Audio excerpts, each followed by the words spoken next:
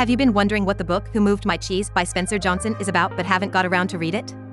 In this video we are going to summarize the book and extract all the core messages. Hey, it's Emma from 5 Minute Summary, where we cover the core messages of books and contents in 5 minutes. If you are new here or find this content valuable, make sure you click that subscribe button, and don't forget to click the like button as well. Let's get into it.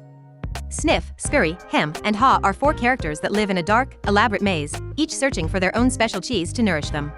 One time I nibbled on a piece of cheese and my cholesterol went up to 900. The mice, Sniff and Scurry, use the simple trial-and-error method of finding cheese. The 2 little people, Hem and Haw, rely on their complex brains to develop more sophisticated strategies of finding cheese.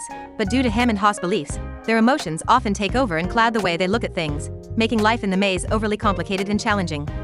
One morning, both mice and the little people locate their favorite type of cheese at the end of one of the corridors in Cheese Station C. Every morning after that, the mice head over there to feast, waking early each morning and following the same route, establishing a routine in the process. In the beginning, Hem and Haw also race to Cheese Station C every morning. However, over time, the 2 little people arrive later and later, confident that the cheese will always be there.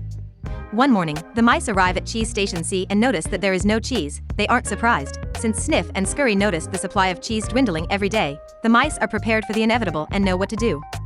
To the mice, the problem and the answer are both simple. The situation at Cheese Station C has changed, so Sniff and Scurry decide to change. Before long, they scurry off in search of new cheese in the maze.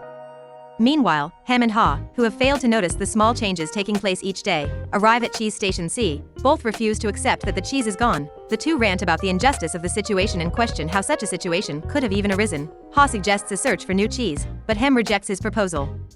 While Hem and Haw evaluate the decision, Sniff and Scurry go further into the maze and discover Cheese Station N, along with the biggest store of cheese the mice have ever seen. Meanwhile, Hem and Haw grow frustrated and blame each other for their situation. Inspired by the mice, Haw again proposes a search for new cheese. However, Hem is comforted by his comfortable routine and rejects the idea once more. After living in denial for some time, the little people go without cheese, growing weaker from hunger with each passing day. Finally, one day, Haw laughs at himself, realizing that both he and Haw keep doing the same things over and over again and wonder why things don't get better. Knowing that he is finally able to laugh at himself, let go and move on, Haw enters the maze, but not before chiseling. If you do not change, you can become extinct on the wall of Cheese Station C for his friend to consider. During the next several days, Haw finds a little cheese here and there, but nothing that lasts very long. Haw looks back on things and realizes that the cheese at Cheese Station C had not just disappeared overnight, as he had once believed. Instead, the amount of cheese that had been there toward the end had been getting smaller, although he had been in denial about what was coming. Haw decides he will stay more alert from now on. He expects change to happen and looks for it, and will trust his basic instincts to sense when change will occur and adapt as necessary.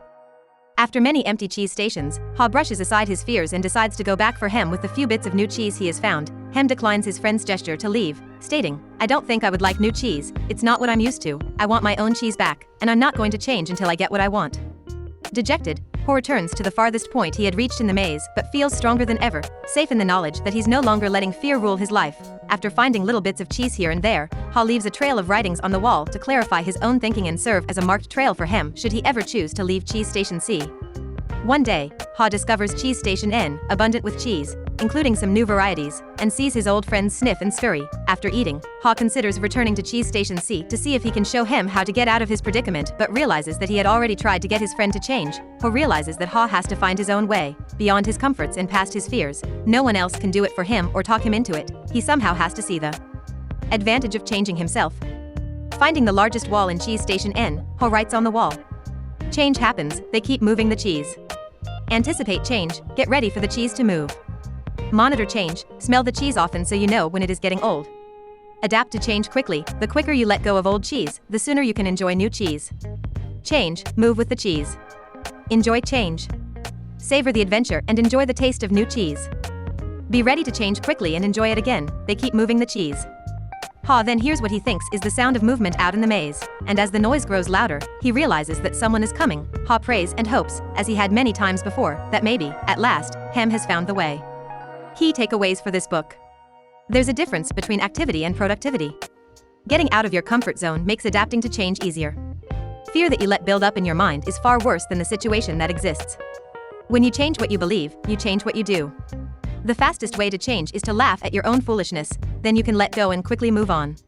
You have to find your own way, beyond your comforts and past your fears. No one else can do it for you, or talk you into it. You have to see the advantage of changing yourself. It's safer to be aware of your real choices than to isolate yourself in your comfort zone. If you enjoy this video and find it valuable, click the like button and subscribe to the channel. Make sure to also check out the other videos in the personal development and investing series where you will find more 5-minute summaries of amazing books. I'll see you on the next one.